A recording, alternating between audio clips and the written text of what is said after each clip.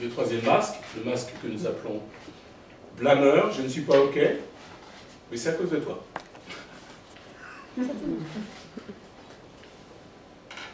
Et il se présente comme ça. Alors, pour ces trois masques, il y a 6 mécanismes d'échec. Je fais des erreurs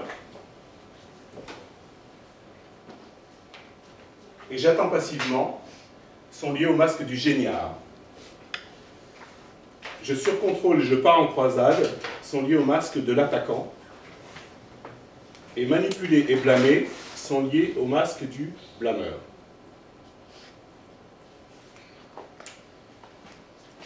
Six types de personnalités sont reliés à ces trois masques. Donc 2 types par masque. Pour le masque du génial, nous avons l'empathique et le rêveur, le type empathique et le rêveur. Pour le masque d'attaquant, le travaillomane et le persévérant. Et pour le masque du blâmeur, le rebelle et le promoteur. Le type rebelle et le type promoteur. Oui, je t'en prie.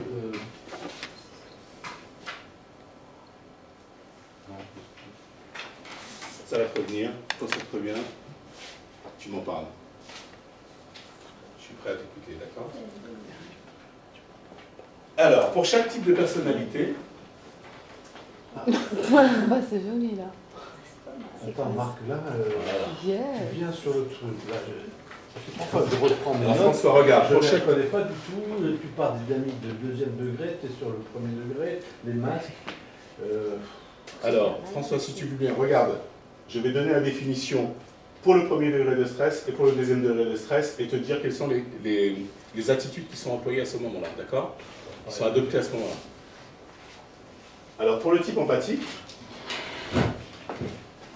pour le 1er degré de stress, nous avons vu précédemment qu'il avait tendance à se suradapter, qu'il manquait d'assurance et de fermeté dans ses décisions. Pour le deuxième degré de stress, il va commencer par se sentir victime et à faire des erreurs involontaires, stupides, et il va perdre sa crédibilité.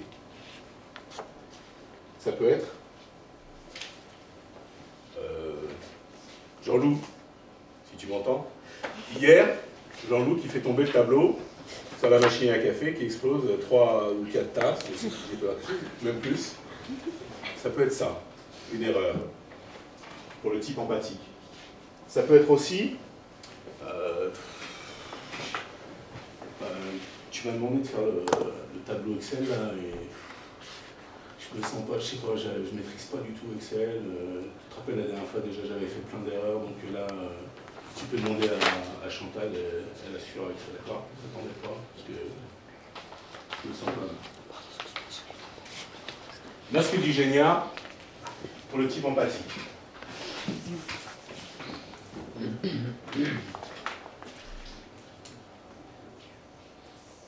Pour le 2e degré de stress, bien sûr. Pour le type travaillomane, nous avons vu que dans le 1er degré de stress, il pinaillait, surdétaillait, perfectionniste, il ne pouvait plus déléguer, il faisait tout lui-même. Dans le 2e degré de stress, il va surcontrôler, vouloir tout faire lui-même, et tendance à vérifier plusieurs fois. Tu vas voir ta feuille, Karine? C'est pas vrai, ça fait 3 fois que je te le dis. Les colonnes, je les veux sur la gauche, sinon on ne comprend rien, ta feuille. Tu saisis ça? Bon, allez, je vais le faire mon nom. Non, faut pas Mais mes fils collatéraux, je peux faire un câlin. Du coup, il te remet pas la feuille. Ouais, c'est ça. Pour le type persévérant, dans le 1er degré négatif, il ne voyait que ce qui n'allait pas. Dans le 2e degré de stress, il commence à partir en croisade. Alors là, je voudrais vous ramener à l'anecdote dont je vous ai fait part au début. Voyez le boucher, imaginez-le, il est là, une idée en tête, une ligne à suivre, il part. Il ne s'arrête pas, il ne regarde pas sur les côtés, il fonce. Il impose son point de vue. C'est-à-dire que c'est ce que je pense qui est bon, et vous pouvez dire ce que vous voulez, ça n'existe pas. N'écoute plus, j'ai été obligé de faire des efforts, moi, pour le ramener à mon écoute. Il coupe la parole, c'est-à-dire que si quelqu'un parle à lui, ça lui est complètement égal. Et côté parano, c'est-à-dire que tout le monde m'en veut. Je suis seul au milieu de vous tous, et vous êtes tous contre moi. Et ça, dans la situation dont je vous parle, c'était exactement ça, c'est-à-dire que lui, il était seul au monde. Tout le monde m'en veut, personne ne m'aime, voilà, tout le monde est contre moi. Ça, c'est pour le type persévérant. Pour le type rêveur, dans un premier degré de stress, il commence à devenir passif. Il s'efface, il se replie sur lui-même. Dans le deuxième degré de stress, il va attendre. Facilement, il ne fait plus rien. Et moi, ça m'a rappelé une pièce de théâtre dans laquelle j'ai joué. Et un metteur en scène, on était 6 comédiens et comédiennes, et une comédienne qui était un peu à part. Donc le metteur en scène allait la voir, bien sûr, comme tout le monde, comme tous les autres, régulièrement, il lui parlait, etc. Mais les réponses venaient difficilement, elle avait besoin elle lui disait j'ai besoin un peu de temps pour voir, pour réfléchir à mon rôle, etc. Et plus ça allait, plus elle s'effaçait, c'est-à-dire qu'on arrivait à ne plus la voir, à ne plus la regarder. Et au bout de quelques jours, elle n'est plus revenue. Et le metteur en scène a été obligé de la remplacer. C'est-à-dire qu'elle s'est effacée complètement physiquement. Et ça, c'est ce qu'on peut relier dans le monde du travail, enfin de l'entreprise, à quelqu'un qui prend régulièrement, ou qui prend même définitivement, des congés maladie. Et qui s'absente. Pour le type rebelle,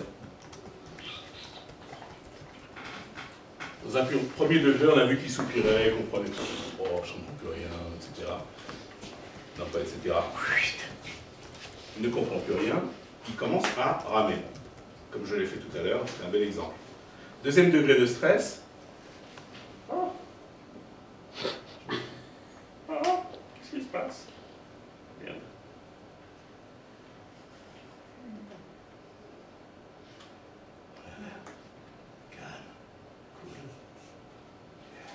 Il va blâmer, c'est-à-dire qu'il va rejeter la responsabilité sur les autres.